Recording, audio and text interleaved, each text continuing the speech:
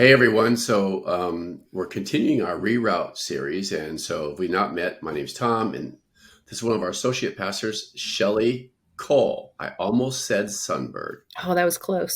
That was close, It's but only anyway, been 3 years. yeah, Shelly Cole. So we're in this reroute series. In this past week, we focused on beauty and what does beauty look like. So like we're just going to talk about that. We just kind of invite you into the discussion, into the thinking here, and you might even want to comment down below on the YouTube channel, the comments down below there. So, okay, Shelly. So when you think of beauty, like what's the thing that comes to your mind? Oh, for me, the most beautiful thing I ever saw was when I went to Alaska. Mm, And you see these big, huge mountains with lots of snow and these like crystal lakes below them. And I was just thinking, I think this is probably the most beautiful thing I've ever seen. yeah, I think we probably have all been in places like that. But then, so now we think about, let's go back to probably the most beautiful thing that we've not seen, but we read about, right? So, like the Garden of Eden, and I was reading in Genesis again today, and kind of at the close of Genesis 1, the description of God creating um, everything that we know, it says this, and God saw everything that he had made, and behold, it was very good. So I just kind of interpret that as like, this is the most beautiful place that you've ever seen, kind of God's creation, right? Yeah.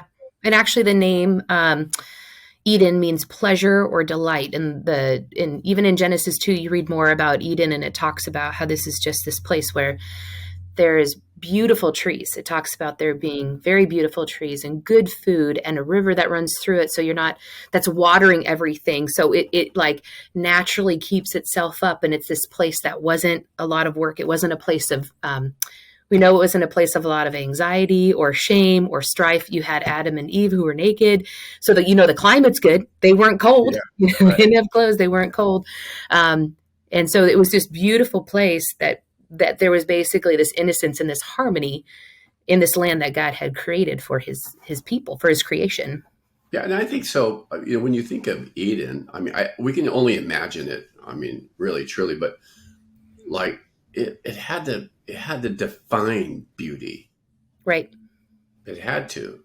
It was just this perfect place, and That God so had created and he designed. Like it says yeah, like he chose that spot. He created that place for Adam. This was his spot where his creation was beginning, his human creation. so maybe the very definition of beauty. I mean, from what we might be able to imagine, but then we know that that was broken. That whole thing was broken, right, by sin. Mm-hmm. Yeah, Is broken by their disobedience, right? God said there's right. two trees, but don't eat from this one. And Adam and Eve ate from it, and they were cast out of Eden. I mean, completely cast out. And sin entered the world. So did brokenness, destruction. It talks about having to till your own land and grow your own food instead of a river coming through, watering everything and things just growing. Now everything was going to be an effort. Everything was broken. Yeah, and I think also then through the Bible we see God's beauty at work, right? I mean, Absolutely. time and time and time again. But then what about the restoration of all things? And so we imagine what it looked like, what beauty maybe looked like in the Garden of Eden, and we imagine what it might look like in the future when God restores all things. We have this like Yeah, sandwich thing going on, right? yeah, Because yeah, we we do. start out with this beautiful Garden of Eden, and then we're in this interim space, right? Mhm. But then we know we have the hope of Jesus returning, things being restored. We talk about heaven. We talk about the New Jerusalem. We talk about where things are put back into place and how things are going to be beautiful with the intent, the beauty of God, the intent that things were supposed to be when Jesus returns. But we're in this interim time. So, like, where's the beauty of God? It was there at the beginning. Right. Sin came in, caused destruction. And then we know that that's going to be restored. But what happens with that in the interim where Yeah, we're living right now? yeah, and I really like the way you kind of described it there. So they're kind of like bookends. So we have Mhm. the beauty at creation, which we only imagine, and the beauty when when God restores all things that we only imagine. In fact, the Bible says, like, Like we will not be able to more see. Right, than we exactly, can imagine. exactly. But there is a beauty that every follower of Jesus carries. I think, right?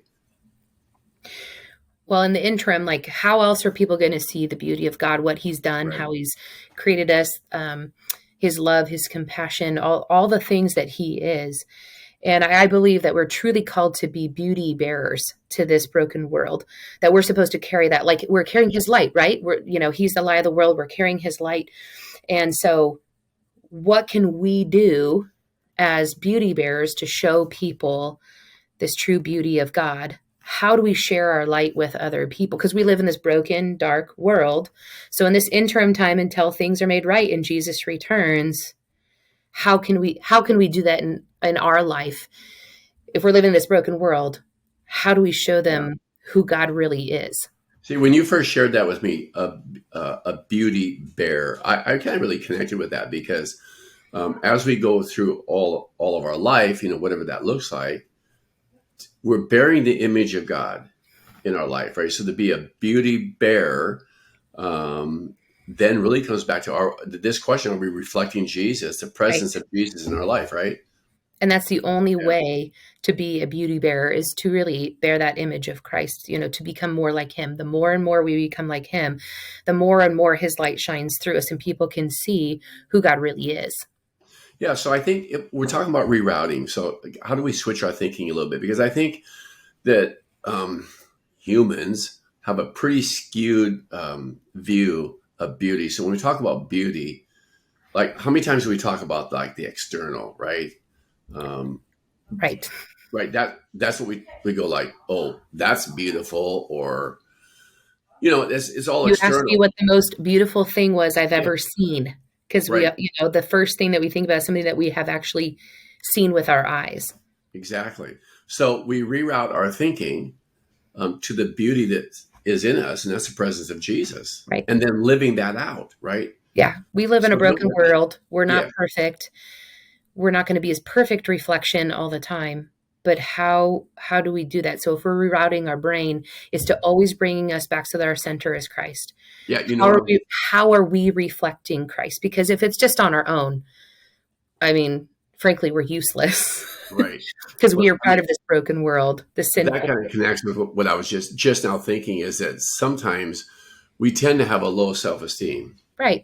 People, right? So like, okay, I'm not this, I got white hair, I mean, we're not just the perfect people. We've got, and so we really diminish, I think, the opportunity to be a beauty bearer Right.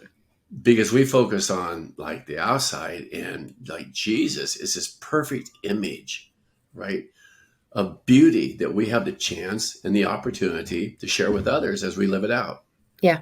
absolutely. But yeah, I guess the question is then what's the next step? So how do we, in your mind, how do we be a beauty bearer?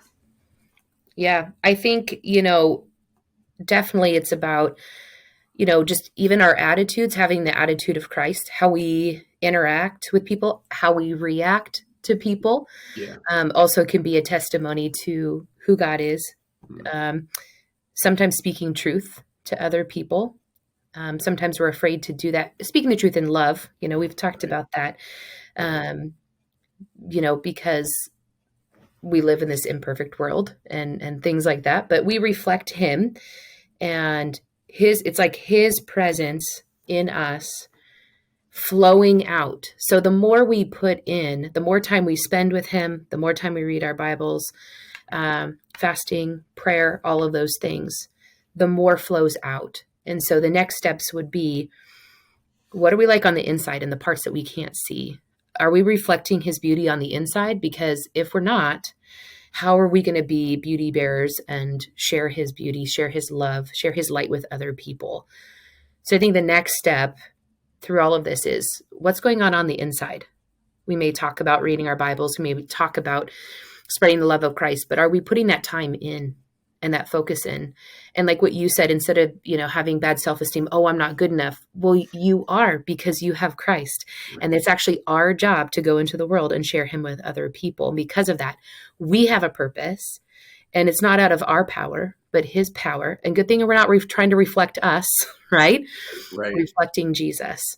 And so the more practice we get at that, the better we're going to get. The more time we spend with him, the more time we're going to be a better reflection of him. Yeah, that's really good. So here's what we're going to do. We're going to go out there and we're going to be beauty bearers.